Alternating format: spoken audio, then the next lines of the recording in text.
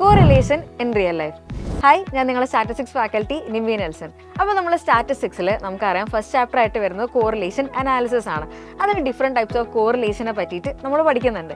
ഇതൊക്കെ റിയൽ ലൈഫിൽ എങ്ങനെയാണ് ആപ്ലിക്കബിൾ ആകുന്നത്, ഇതാണ് നമ്മൾ ഈ ഒരു വീഡിയോയിൽ ഡിസ്കസ് ചെയ്യാൻ വേണ്ടി പോകുന്നത്.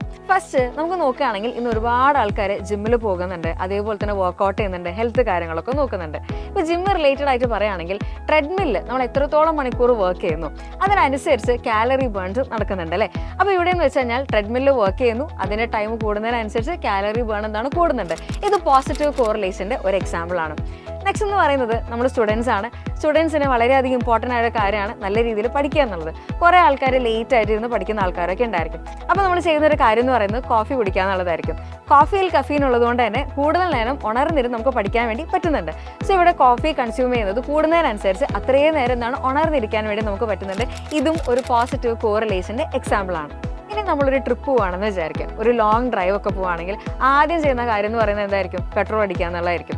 എത്രത്തോളം നമ്മൾ പെട്രോൾ അടിക്കുന്നു അതിനനുസരിച്ചുള്ള ദൂരം എന്താണ് നമുക്ക് പോകാൻ വേണ്ടി സാധിക്കുന്നുണ്ട്. ഇതും പോസിറ്റീവ് കോറിലേഷൻ്റെ ഒരു എക്സാമ്പിൾ ആണ്. ഇനി നേരെ വരുന്നത് നമ്മൾ എക്സാംസിലേക്കാണ്. എക്സാമിൻ്റെ മാർക്കുകളൊക്കെ വളരെ ഇമ്പോർട്ടൻ്റ് ആണല്ലേ നമുക്ക്.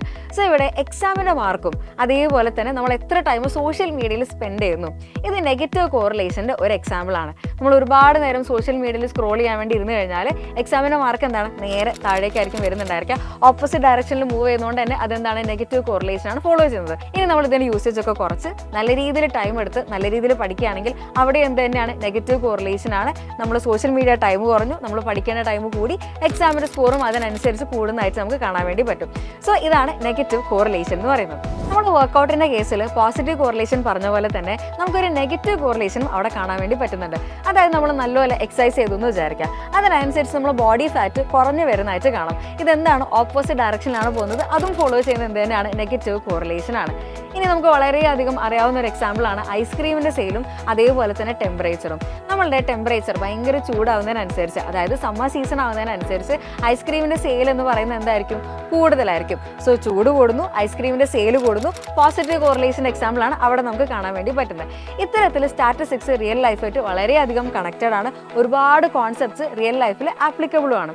സോ ഇത്തരത്തിലുള്ള യൂസ്ഫുൾ കോൺസെപ്റ്റ്സിനായിട്ടും വീഡിയോസിനായിട്ടും ഈ ചാനൽ സബ്സ്ക്രൈബ് ചെയ്യാം.